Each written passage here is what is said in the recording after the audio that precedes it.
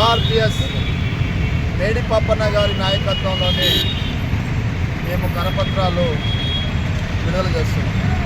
దీనికి కారణం ఏంటంటే మరి ఇప్పుడున్న రాష్ట్ర ముఖ్యమంత్రి గారు ఏదైతే అధికారాలకు వస్తున్నప్పుడు చేవెళ్ళ డిక్లరేషన్లోని ఖార్గే గారు కూడా అతని వెంట ఉండి మా ప్రభుత్వం వస్తే అంబేద్కర్ కింద అభయస్థం కింద 12 లక్షల రూపాయలు ప్రతి పేద కుటుంబానికి అమలు చేస్తామని చెప్పేసి హామీ ఇవ్వడం జరిగింది.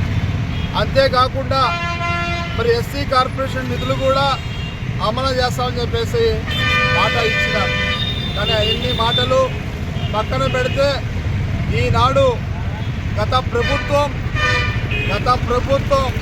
టీఆర్ఎస్ ప్రభుత్వం మరి ఎస్సీ కార్పొరేషన్ ఉన్న నిధులు కొన్ని వేల కోట్ల రూపాయలు ఉన్నాయి. ఆ రోజు ఏదైతే మరి కిరణ్ కుమార్ రెడ్డి గారి నాయకత్వం ఉన్నప్పుడు ఆనాడు డిప్యూటీ సీఎం గారు దామోదర్ నరసింహ్ గారు ఉన్నప్పుడు వారి నాయకత్వంలోని ఎస్సీ ఎస్టీ సప్లా నిధులు కొన్ని వేల కోట్ల రూపాయలు నిధులు ఉన్నాయి. మరి టీఆర్ఎస్ ప్రభుత్వం వచ్చిన తర్వాత కేసీఆర్ గారు మరి మిషన్ కాకతీయకి మళ్ళించుకొని దళిత బంధం చెప్పేసి మాయ మాటలు చెప్పేసి ఆ డబ్బులని కాగజేసినారు. కానీ మరి ఏదైతే ఈ రాష్ట్రంలోని భారతదేశంలోని మరి కార్పొరేషన్లు ఏర్పడిన తర్వాత ఎస్సీలకి మాలా మాదిగలకి 59 కులాలకి ఆర్థికంగా లోన్లు ఇచ్చిన దాఖలు ఉన్నాయి. మరి ఈ ప్రభుత్వాలు వచ్చిన తర్వాత ఈ రాష్ట్ర ప్రభుత్వం మరి తెలంగాణ రాష్ట్రం అమలైన తర్వాత కనీసం ఎస్సీలకి ₹1 లోను కూడా అమలు చేయని పరిస్థితి ఏర్పడుతుంది.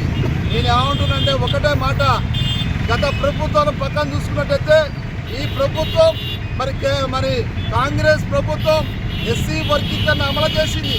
ఎస్సీ వర్గీకరణ అమలు చేసిన వెంటనే ఎన్ని ఉద్యోగాలను నోటిఫికేషన్ ఇచ్చామని చెప్పేసి మేము డిమాండ్ చేస్తున్నాం.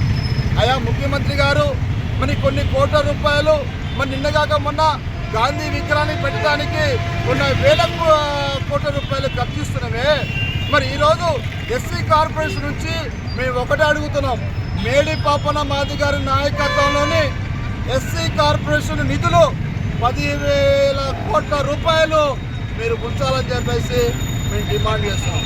మరి అదేవిధంగా మరి చేవెళ్ళ డిక్లరేషన్లోని మరి ఖార్గే గారి నాయకత్వంలో అంబేద్కర్ అభయాసం కింద 12 లక్షల రూపాయలు అమలు చేస్తామని చెప్పేసి అన్నారు. కానీ ఒక కుటుంబానికి కూడా 12 లక్షల రూపాయలు కదా 12 రూపాయలు రాలేదు. ఇప్పటికైనా సరే ఈ ప్రభుత్వాలు కళ్ళు తెరిచి పేదలకి ఎస్సీలకి ఆర్థికంగా ఉన్న వాళ్ళకి వెంటనే మీరు లోన్లు ఏర్పాటు చేయాలని చెప్పేసి మేము డిమాండ్ చేస్తున్నాం. మరి లోన్ అంటే గతంలోనే 2 లక్షలు 10 లక్షలు 15 లక్షల రూపాయలు ఎస్సీలకే కేటాయించేది. కానీ ఈ ప్రభుత్వం ఎస్సీలని పక్కన పెట్టాలని చెప్పేసి ప్రయత్నాలు జరుగుతున్నాయి. ఎస్సీ కార్పొరేషన్ ఒక చైర్మన్ పెట్టింది, కానీ ఆ చైర్మన్కి హక్కులు కల్పించినా ఇంతవరకు ఏ హక్కులు కల్పించలేదు.